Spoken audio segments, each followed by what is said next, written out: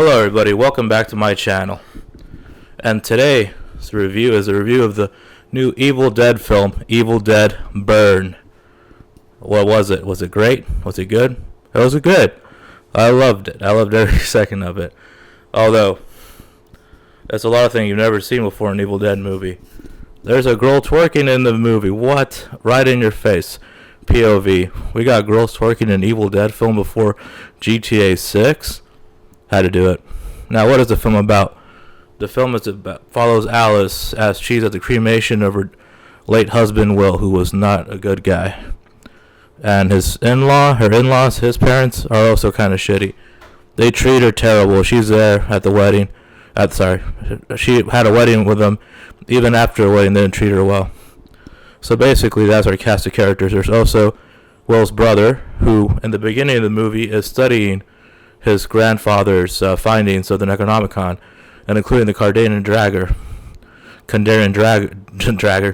Kandarian Dagger. Now, if you're a fan of the original Evil Dead, you know exactly what I'm talking about. And in the movie, he's researching it, and he accidentally, he just pulls it out from its hex and burial, alerting the Deadite from Evil Dead Rise, who kills those people in the beginning.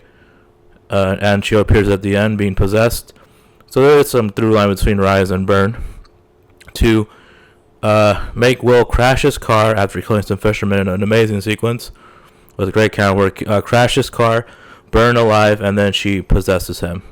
And that's how we start this chain of this movie. This is actually the first movie where the Deadites take charge. They have a motive other than not just being awoken and just torturing.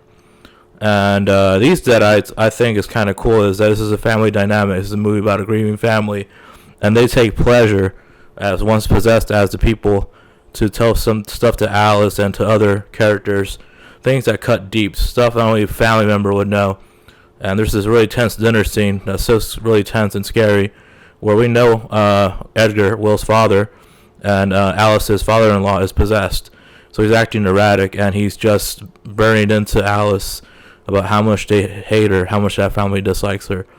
So that's a really cool sequence. And warning to all animal lovers, in that same sequence there is violence to animals, which is not very common actually in Evil Dead. There's not a lot of, all the violence is against humans, so it's a lot more fun, I think, because they're like evil dominant monsters. But yeah, there's violence against animals, so this movie goes all out the gore. Now, what I am very much more impressed with the gore is the camera work. There are so many cool shots. There's shots that follow bird's eye view, shots that follow going up the wall to the roof.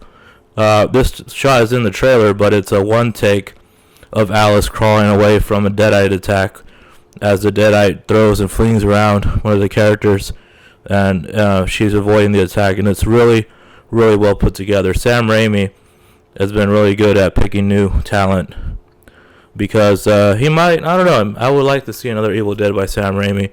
He still's got that style. I mean, if you've seen Send Help, you know what I'm saying. But hey, if he wants to make the Evil Dead franchise a way that new voice directors can make their own stamp, then I like that. That's great. Any downsides? I do believe the ending goes on far too long, and the effect of the ending, let's say villain, who you kind of can guess from watching the movie, aren't great. That's the only effect that looked kind of shitty. There are some stuff, like I think there's a scene where Deadeye shoots himself in the head. That looked a little wonky, but other than that, the effects are good. I think this movie's going to be a smash hit. My theater was pretty packed, and it was so great to hear all the reactions. And there is a cameo by a new fan favorite of the franchise at the end. A lot of people were saying it might be Mia, but I won't spoil. It's actually a nice surprise. Actually, I accidentally got spoiled because while watching the movie, I pulled up the Wikipedia just so to clear out some confusion, because I needed to make sure, because I think the Circle of the Wise Men, who were part of what Will's family's grandfather was part of, I believe they were mentioned in not Army of Darkness, Ash vs. Evil Dead, because in season 3 of Ash vs. Evil Dead, there is a group that tries to destroy the Deadites. So I had to look that up, and then I accidentally saw the cameo at the end, but oh well, it was still great. It was great to see that cameo. I think this is the only Evil Dead movie where I didn't see an explicit Bruce Campbell cameo. In 2013, he's at the end credits, And Evil Dead Rise, his voice is heard in the tape recording, trying to ward off the people from reading it. But yeah, other than that, it was a lot of fun. Great camera work, acting top notch. Alice is a great Evil Dead heroine. She's great. I like all these new female leads in these Evil Dead movies. Mia, Beth, and now Alice. All strong women who, even though they're small women, they're like not the most physically imposing. They get the same beat down as Bruce Campbell did. So they're put through the ringer, and you like to see them throw it back to the Evil Dead and show them they're the badass of this film. So yeah, and I was looking forward to this movie, and it delivered. Next time, let's see what I'm going to review next week. Hopefully something great. I might go see Toy Story 3 at some point. No, Toy Story 3, sorry. Toy Story 5 at some point.